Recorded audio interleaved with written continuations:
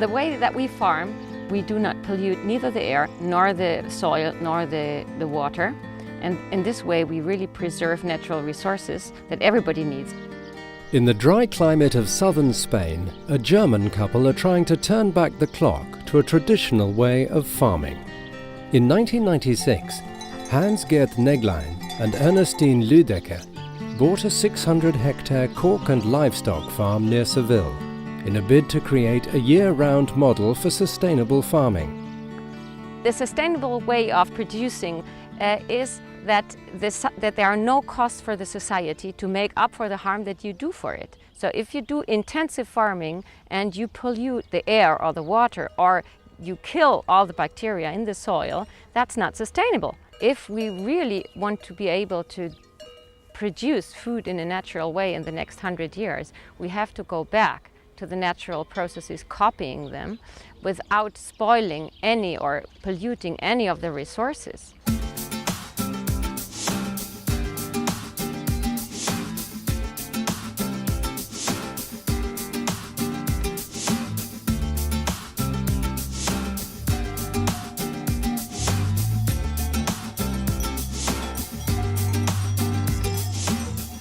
Cork trees are central to Hans-Gert and Ernestine's blueprint for sustainable farming. 20,000 cork trees, old and new, are scattered across the property. This cork tree we see here, it's I guess 150, 180 years old, and this has been peeled lastly in 2006. You see the 6 here. And after 9 years, there's the next peeling taking place. That means in 2015.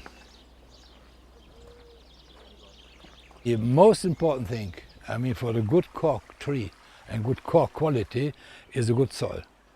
And you have to take away all these bushes here and all this stuff here around, because every bush is in competition as far as water resources and mineral resource concerned.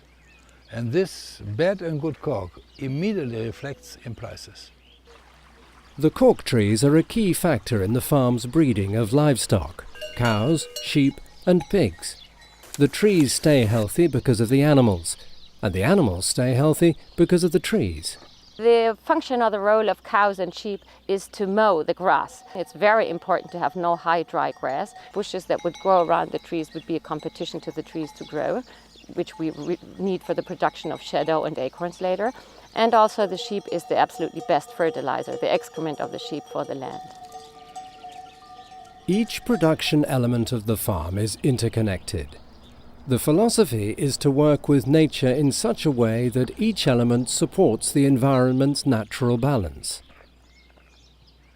If we have a good forest policy here on our farm, we produce good acorns, we produce shade, the shade produces more grass, the acorns are good for our pigs, the grass is good for our sheep and our cows. So the indirect measurements to really improve biodiversity revert again into our productiveness.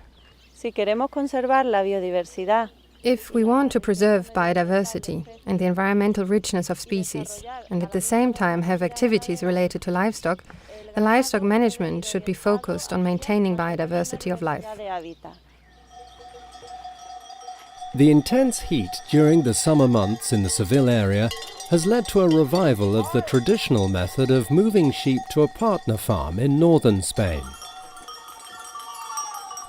From June to September, the hot, dry weather causes the grass to become tough and less nutritious. So instead of feeding the sheep with expensive fodder, the flocks graze on healthy grass in the cooler northern climate. The moving of the sheep from south to north and north to south, apart from being economically beneficial because you use the resources where they are at the time they are there, also helps nature conservation. Sheep management in the north is the first step for the conservation of the ecosystems. They are base prey for some animals like wolf. They are base carrion for another more endangered animals, which are brown bear and bearded vulture. It might have a little cost, maybe 0.5% of the herd, but the herd will be much more healthy because they're not into summer hotting here, and that will be much better for the animals. It's good for the herd and it's good for the production also. On nearby forestry land, eucalyptus trees are grown. This intensive method of only growing one tree species shows what happens when production is out of balance with nature. The natural richness of the soil is lost, inevitably leading to soil erosion and, in the end, loss of production. In contrast, on Hans-Gert and Ernestine's farm, their strategy of preserving a healthy biodiversity has led to a rich soil creating a varied plant and animal population, including birds. Some 3 or 4 years ago we had here an inventory of birds in just a small part of our finca, and there were counted 60 different birds breeding here. And very close from here, about 10 kilometers south, there's a monoculture of pines. They found only two species. We produce biodiversity in the sense that we keep up the number of species in plants and in animals that would disappear if we were producing in an intensive way. The whole food chain is being restored by our way of farming, starting from insects, bacteria in the soil, birds, any rare species in plants and animals is integrated into our management system. The examples that we are seeing here in managing the livestock and in general applying sustainable methods to traditional farming are not only applicable here. It could be here, in the north of Europe, or in Africa or South America.